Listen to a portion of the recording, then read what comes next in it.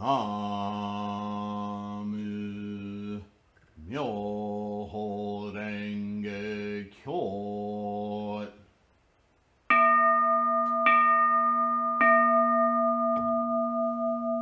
Namu Myoho Renge Kyo.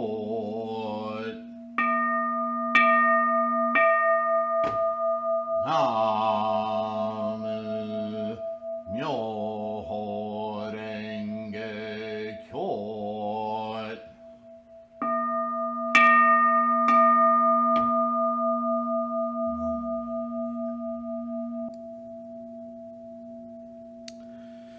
Namo Myoho Renge Kyo, Namo Myoho Renge Kyo, Namo Myoho Renge Kyo.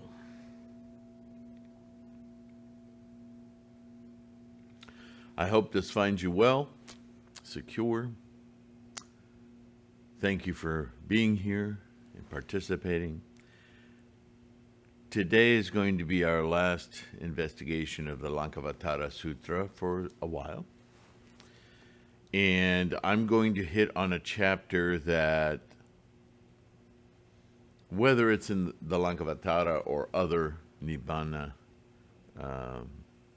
or Hinayana teachings, wherever it comes from, there are several times during the career of his span of teachings where Shakyamuni addresses a concern, a thought, a behavior, a rule, a paramita regarding the practice of eating meat. Every now and again this creeps up and I get asked about it, and then opinions are made and people walk away with their opinions, as we all do. Because in the Lankavatara there's an entire chapter dedicated to it, I think it's important, one, to really read the full text. And I don't mean the translation text, I mean the meaning of the full text. And pardon the pun, but digest it for all its components. So maybe that's a caveat. Secondly, it's also important that we read it from the standpoint of Lotus Sutra practitioners. We're Buddhists who have the benefit of studying and practicing much later period, more evolved, more culminating, more to the source teachings of Shakyamuni Buddha. Remember, all previous teachings to the Lotus were teachings taught to the people's capacity. Very important to remember as we're discussing this and other sutras. And the Lotus is from his own point of view. This is how I do it. This is how I accomplish this. So it's the most direct. And the Nirvana, or the Mahayana Mahaparinirvana Sutra, which we're going to get into tomorrow, not to be confused with the Parinibbana Hinayana Nirvana text, a very different teaching. We'll get into all that tomorrow. But for today,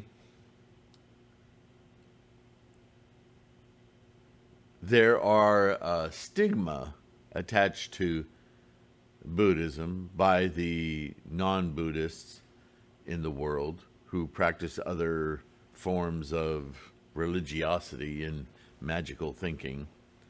And because of that magical thinking pervading most of humanity, when Buddhism comes up, they love to fancy us in their magical way. Oh, they're happy little pacifists who wouldn't hurt a fly.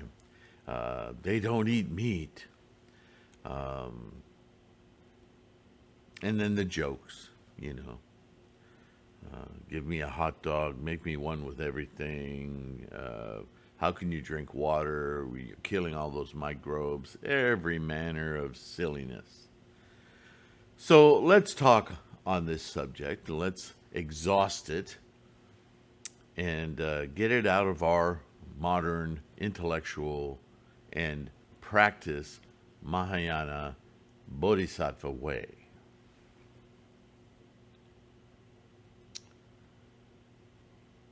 And I will preface this talk on meat specifically with the many prohibitions that Shakyamuni has imposed on his students to get them to truly, deeply understand the nature of their greed, their mind of attachment. Like prohibitions on sex, or even to be around the sexes that would encourage those desires to manifest sexual thoughts. This is how monasteries came about. We're going to put you in a concrete box and you're going to stop thinking about this stuff. I'm not sure that worked so well. Or the legendary prohibitions that one would self-impose on eating in general or speaking. Be silent for a year. Understand the nature of your cravings and their multitudinous instantiations in your mind by prohibiting yourself to entertain them, to take action on them. These are profound disciplines, right? And they're legendary. The 255 this, the 200 prohibitions on this, the 100 on this, the on and on and on and on. And I don't know why it is.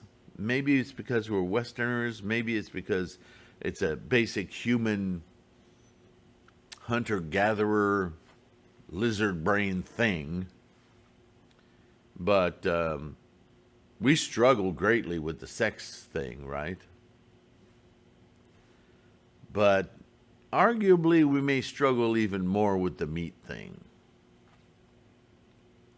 And what I want to say before I get into the Lankavatara is there's always an objective to Shakyamuni's teachings. He never teaches these privations to learn about the privations. That's never the objective. The objective always is how the mind works and how to get control of that mind so that we're not led by the nose with our monkeys, our attachments, our desires. That somehow we must quell them at the formation level.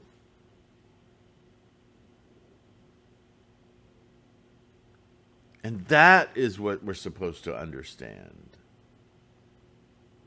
Not that this is bad or that is bad or sex is bad, but to the degree that it's a distraction from our enlightenment, that is bad. That is the obstacle. That is the wrongness in the Bodhisattva way, the practice way. For Stravakas, for Pratyeka Buddhas, for Arhats, for Bodhisattvas. What are the mind obstacles to free completely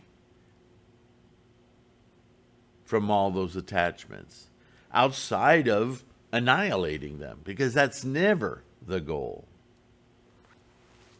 So there were early teachings on privations from meat, and yet in the directions to the monks would ask the question, well, what if, the monks lived off of donations. They would have a begging bowl, and at certain times of the day, they would go out in a procession through the township with their bowls in hand, asking for sustenance. A lot of times it was rice. Other times it would be seaweed. Other times it'd be coins, or maybe a pillow. Offerings to support the activity of the monk.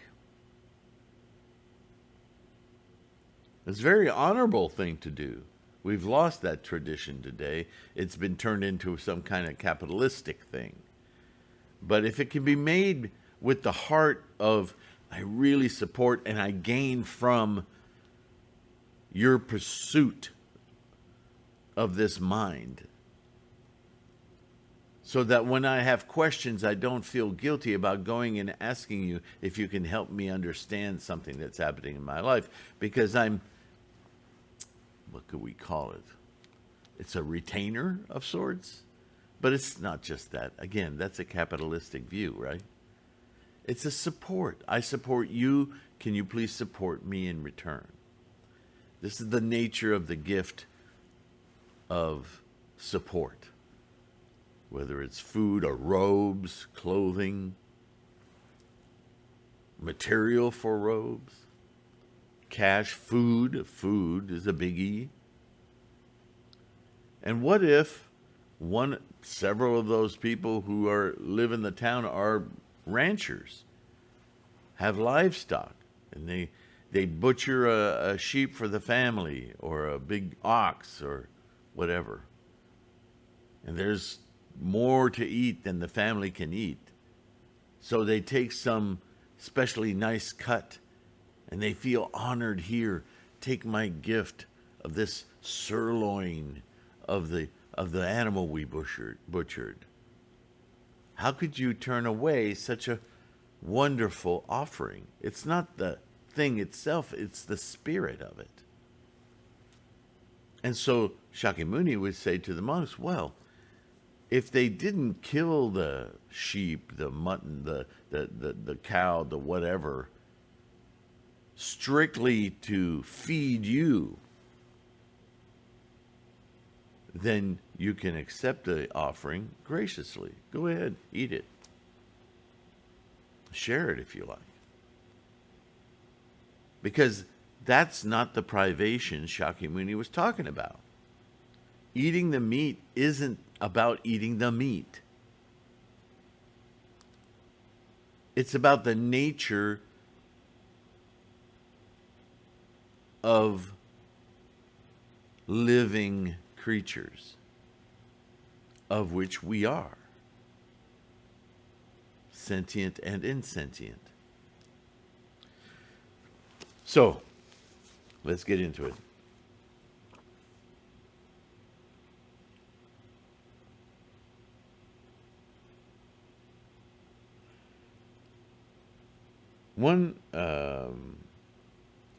Tell me, regarding the merit and vice of meat eating, thereby I and other bodhisattva mahasattvas of the present and future may teach the Dharma to make those beings abandon their greed for meat. Abandon what? Their greed for meat. Not meat, their greed for meat. Obviously, there are strong senses, consciousnesses, avarices for meat. And since we're trying to get rid of our greed, avarice, our sensation, our excitement, our desires, sex is a really obvious one. Meat is another. Who, under the influence of the habit energy, the karma, belonging to the carnivorous existence, strongly crave meat food. These meat eaters, thus abandoning their desire for its taste, will seek the Dharma for their food and enjoyment, and regarding all beings with love as if they were an only child, will cherish great compassion towards them. For how could you eat the meat of your only child? It's a horrific thought, right? Hopefully you're with me on that.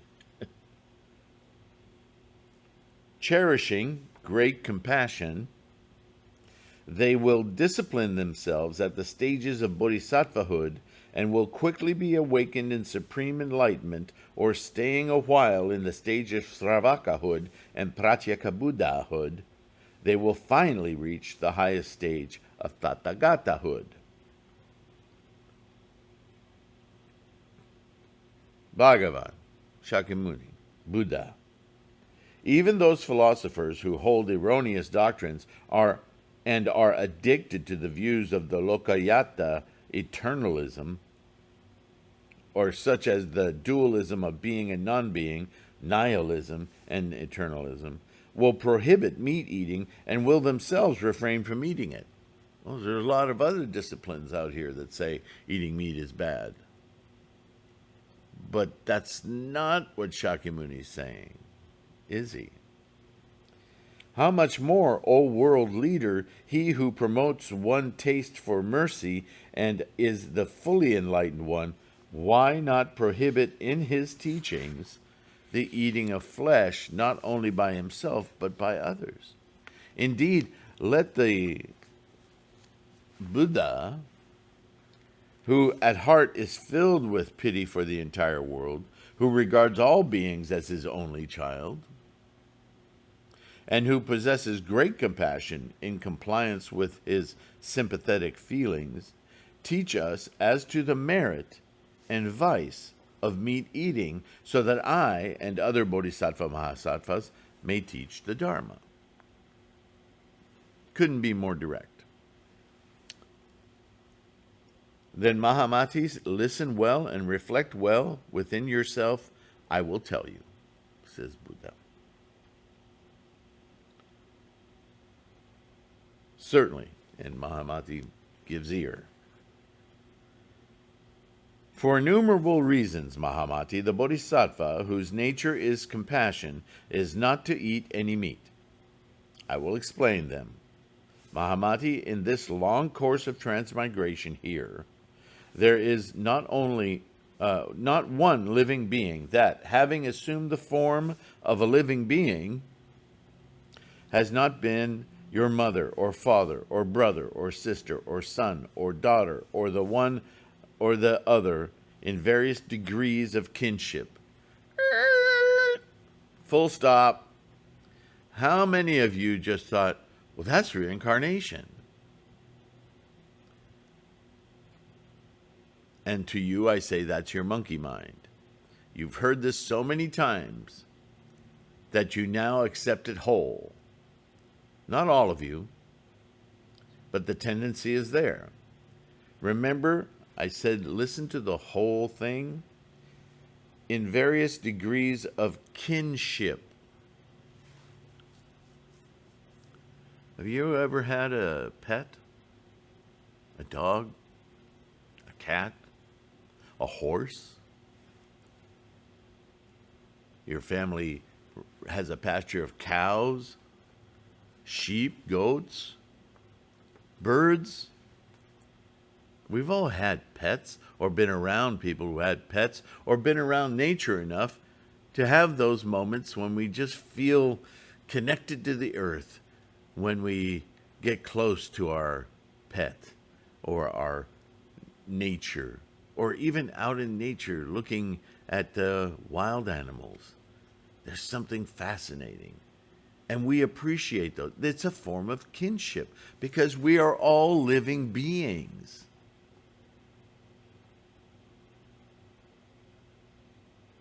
How many people do you hear talk about their pets as if they were children? This is what he's talking about. That we're fully aware that we have deep, abiding bonds with other living creatures.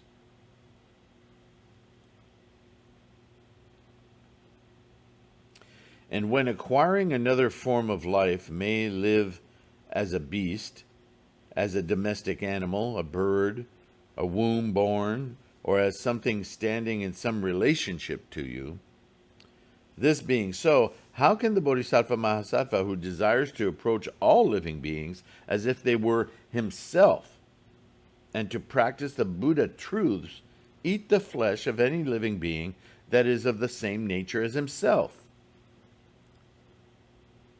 So on the one hand, you and I are simply womb-born, one of those types. And on the other hand, our imperative in Buddhist practice to course in the Buddha samsaric life is to have an utmost fascination, appreciation, and compassion for all other forms of life. But didn't we just talk about this? That life is a formation of energy, and that everything is a formation of energy?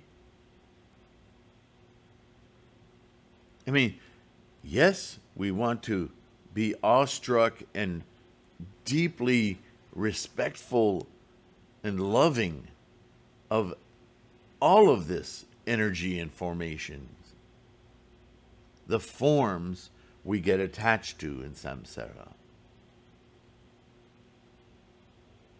And that doesn't just mean chair, but it also means the flavor of a goose or a burger, so on and so forth.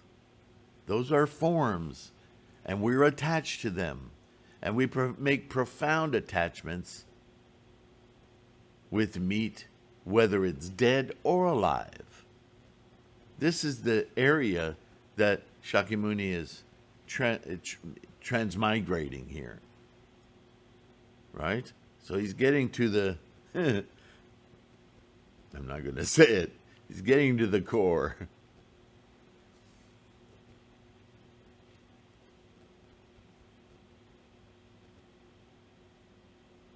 Even Mahamati, the Rakshasa, listening to the Tathagata's discourse on the highest essence of the Dharma, attained the notion of protecting Buddhism, and feeling pity, refrains from eating flesh. How much more those who love the Dharma, thus Mahamati, wherever there is the evolution of living beings, let people cherish the thought of kinship with them, and thinking that all beings are to be loved as if they were an only child, let them refrain from eating meat. Refrain from eating meat. Again, this is a translation, but note the words. So with bodhisattvas whose nature is compassion, the eating of meat is to be avoided by him. Avoided. Even in exceptional cases, it is not compassionate of a bodhisattva of good standing to eat meat. The flesh of a dog, an ass, a buffalo, a horse, a bull, or a man, or any other being, Mahamati, that is not generally eaten by people, is sold on the roadside as mutton for the sake of money, and therefore Mahamati, the bodhisattva, should not eat meat. Now understand, every time he exhorts a different way of saying not eating meat, he prefaces it with a certain mindset about the meat, a representation of the meat, how others might perceive the eating of the meat. This is a critical point. For the sake of love of purity, Mahamati, the bodhisattva, should refrain from eating flesh which is born of semen, blood, etc. Now this is where normally you would hear him talk about revulsion, or you might read that in some other sutras. It's not about annihilation or getting sick. It's about being deeply aware of the nature of things. For fear of causing terror to living beings, Mahamati, let the bodhisattva who is disciplining himself to attain compassion refrain from eating flesh. To illustrate, Mahamadi, when a dog sees, even from a distance, a hunter, a pariah, a fisherman, etc., whose desires are for meat eating, he is terrified with fear, thinking, quote, "They are death dealers, they will even kill me." In the same way, Mahamadi, even those minute animals that are living in the air, on earth, and in water, seeing meat eaters at a distance, will perceive in them, by their keen sense of smell, the odor of the Rakshasa, and will run away from such people as quickly as possible, for they are to them the threat of death. See, that's a social construct. For this reason, Mahamadi, let the Bodhisattva who is disciplining himself to abide in great compassion because of its terrifying living beings refrain from eating meat. Mahamadi, meat, which is like an unwise people, is full of bad smell, and its eating gives one a bad reputation, which turns wise people away. Let the Bodhisattva refrain from eating meat. The food of the wise, Mahamadi, is what is eaten by the rishis. It does not consist of meat and blood. Therefore, Mahamadi, let the Bodhisattva refrain from eating meat. In order to guard the minds of all people, Mahamadi, let the Bodhisattva, whose nature is holy and who is desirous of avoiding censure on the teaching of the Buddha, refrain from eating meat. For instance, Mahamadi, there are some in the world who would speak ill of the teaching of the Buddha. They would say, "Why are those who living in the life of a Shramana or a Brahmin reject such food as when enjoyed by the ancient rishis, and like the carnivorous animals living in the air, on earth, and water? Why do they go wandering about in the world, thoroughly terrifying living beings, disregarding the life of the shamanas and destroying the vow of the Brahmin? There is no Dharma, no discipline in them." There are many such adverse-minded people who thus speak ill of the teachings of the Buddha. For this reason, Mahamadi, in order to guard the minds of all people, let the Bodhisattva, whose nature is full of pity and who is desirous of avoiding censure on the teachings of the Buddha, refrain from eating meat. Why should he refrain from eating meat? Not because meat is bad, but because people in that time, in that day and age, might say, remember, they're in a Hindu country. To them, a cow might be their uncle reborn. That's absolute ridiculousness in Buddhism. However, it is a social reality. And if you're going to course as a representative of the Buddha's teachings, and you're seen in town just tearing apart meat from a bone, those same Hindus or people around Hindus, the prevailing mythology in the culture you're in, will look at you and go, "Oh, shit, I'm not talking to that guy. Man, that Buddha guy must be horrible." Because they're ignorant. They don't know. Do we live in that society today? Hell no. There are some of us who are, and there are some cultures who are deeply attached to this flesh, and therefore the flesh of their ancestors. But that's not Buddhism. That's absolutely not Buddhism. And yet, as compassionate beings, we have to respect that they only themselves can destroy their delusions. It's not up to us, right? This isn't, "I'm going to scare the gay out of you." We know that's just, we can't impose our minds on others. We can only inspire others to inspire themselves, to enlighten themselves, to enlighten their minds. And we can show them the way, but it's hard to do that with blood streaming down your face and a bone in your hand, if that happens to be a deeply inculcated cultural reality for them. That's what this conversation's about in the Lankavatara. It never says meat is bad. Meat will kill you. Meat is poison. It never says that. It does a lot of comparisons of the different ways that people, all people, experience meat. Because at root, as it says, we are carnivores. We are also foraging, right? But the history of man, I mean, we turned agrarian some 10,000 years ago, but before then, we were hunter-gatherers. We hunted for meat, and we gathered leaves and nuts, and we just ate. But as teachers of Dharma, we have to think about how we're perceived by others and by ourselves. What is the nature of this desire of eating meat? Is it to satiate my hunger and fill my belly? Or is it because I love the taste of blood? Right? There's a lot of questions going on with this, so it's a teaching moment.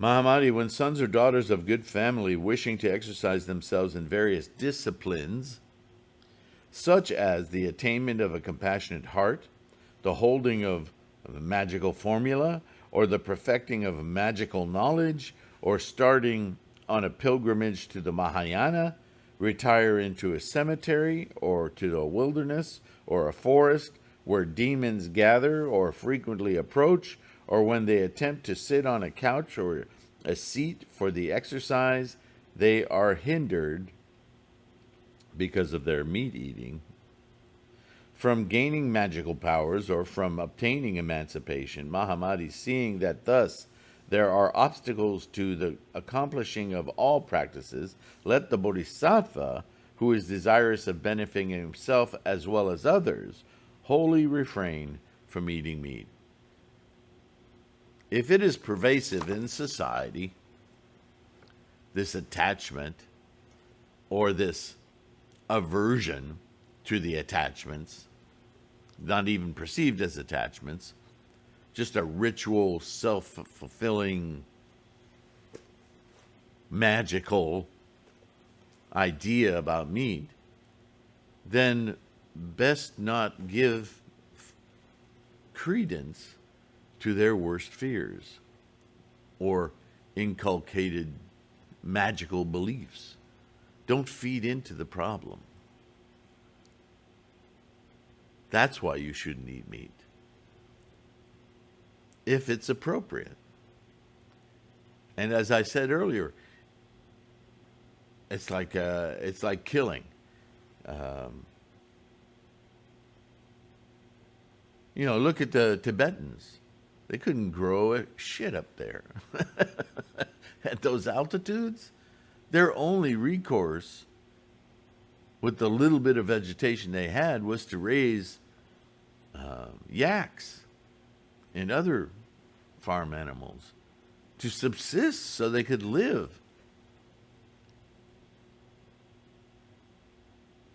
So what? Does Buddha say they should all die because it's bad to eat meat? Of course not. It's just that for those people to attain enlightenment and a deep abiding appreciation for living beings, they had a harder time convincing their samsaric mind that the meat they were eating was solely for their subsistence and not to be greedily enjoyed, to be overly desirous of meat, not meat for pleasure, but meat as substance.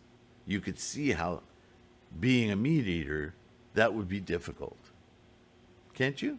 It's a simple thing to understand, truly. Have you ever had a craving for bologna? Oh man, I haven't had fried bologna in so long. I'd love to have some of that now. Well, question that motivation, that need. But if there's nothing else to eat, and the only thing of sustenance that is, you have to live. You can't attain Buddhahood if you're not alive. Maybe the bologna doesn't taste as good then, but it's not revulsive. You can eat it and maintain your life, and therefore you see it as sustenance, nothing else. But you can enjoy eating knowing that the eating gives your body nourishment and continues this experience. There's nothing wrong with enjoying it. Just understand how you're enjoying it. See, everything about Buddha and Buddhahood is attitude. Attitude and intent. So if you go about killing animals to feed yourself, and you take pleasure in killing an animal for whatever reasons, then there's a problem. But if an animal is killed for the purposes of feeding the family, the town, the distribution of sustenance, and you need sustenance, and that meat is made available to you, there's nothing wrong with that.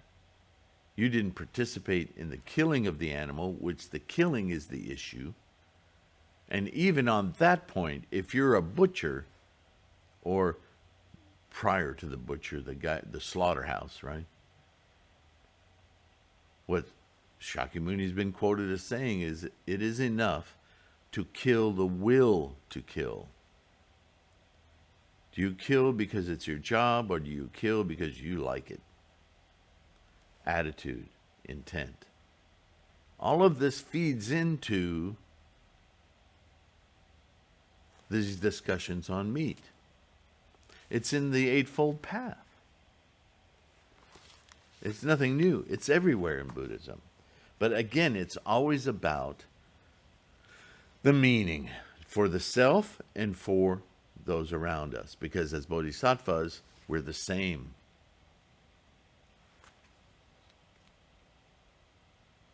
We're the same.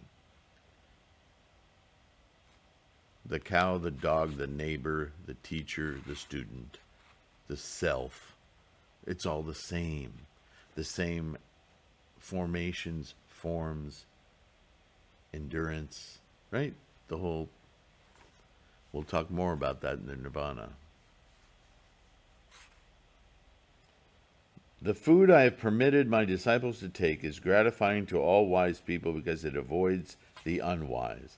It is productive of many merits, it keeps away many evils, and it has been prescribed by the ancient rishis. It comprises rice, barley, wheat, kidney beans, lentils, etc., clarified butter, oil, honey, molasses, treacle, sugar cane, coarse sugar, etc. Food prepared with these proper foods is proper food. Mahamati, there are maybe some irrational people in the future who will discriminate and establish new rules for moral discipline, and who, under the influence of habit energy belonging to the carnivorous races, will greedily desire the taste of meat. Do you see what he's nailing down here? The desire for the taste of meat. If that's why you're killing, slaughtering, and eating meat, then you're guilty of many prohibitions in a moral life. This is the corollary that Shakyamuni is pointing to. It's not the meat itself that's the problem. It's your attitude about the meat. It is not for these people that the above food is prescribed, Mahamati, this is the food I urge for the Bodhisattva Mahasattvas who have made offerings to the previous Buddhas, who have planted roots of goodness, and who are possessed of resolve, devoid of discriminations, who are all men and women belonging to the Shakya family, and who are sons and daughters of good family, who have no attachment to body, life, and property, who do not covet delicacies, are not at all greedy, who, being compassionate desire to embrace all living beings as their own person, and who regard all living beings with affection as if they were an only child. So that's an interesting dimension to coursing as a bodhisattva,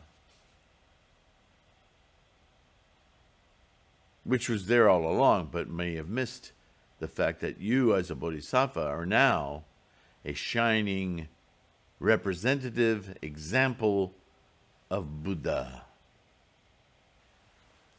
So you have to see how you conduct yourself, right? It starts from yourself, but you have the responsibility in yourself of the representation of Buddhism in its entirety. So how you course through the public, far more involved and difficult than sitting in a monastery meditating on your navel. Bodhisattva work is work. It's constantly being aware. And constantly being aware is why bodhisattva practice leads to much more profound insights in the nature of Buddha mind, Buddha-ness.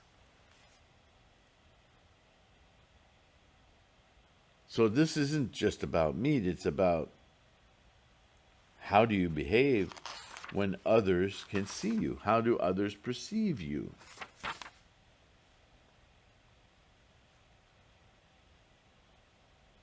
Therefore, do not eat meat which will cause terror among people. Well, it could have just easily said, don't terrorize people. But without pointing to something, we're horrible at this, human beings. We always need a thing to anchor our understanding. This is why Nichiren made this mandala. You want to go to this internal mind that opens to your Buddha understanding, experience. I'm going to go ahead and show it to you today. I made a little chart, but I will put it in the video tomorrow when we're talking about their nirvana, because it really gets into it here. I made this little chart, and I don't know if you can screen grab it. I'm trying to get it to the camera to grab it here. It doesn't like to change distance. Anyway, this is a very simple shorthand for what you hear me repeating all the time. Is energy. Everything is energy, and energy quiescent, the formations, karma, the form, when it's instantiated, then we're in samsara, where there is endurance and ignorance of this process. Then there's dissolution, extinction, death, and then back into quiescence. This is the traverse of energy that we experience in samsara. And when we practice bodhisattva, we perceive from here to here. But what we're trying to perceive is the entirety. Then we see where this center portion is this impermanent, temporary entertainment of sparks. My nose. Right? We'll get into it tomorrow. But, stop. How annoying. Okay. Sorry about that for your ears. I think that pretty much exhausts every aspect of the Lankavatara, the important aspects of its meaning. I think in these few videos, you've gotten a really good insight into the meaning in the Lankavatara Sutra, because it's a early Mahayana teaching, very much focused on the next level of practice being bodhisattva. There's a lot of dissection of what bodhisattva means, how bodhisattva should experience the world and be an example of. And so, of course, this comes up, right? It's all about the mind, attitude, and intent. Thank you. Thank you for listening. Thank you for being here. Please take care of your health. Be kind to yourself, your pets, and your friends. Keep studying. You're amazing. Support this channel so we can do more. One of these days we'll be able to do live broadcasts, but it takes a tremendous amount to do that. So we'll just have to get more members, like to subscribe and share. Let's grow this Sangha so we can do more and more. I'm ready. All right. Namo Myoho Renge Kyo. Thanks for being here.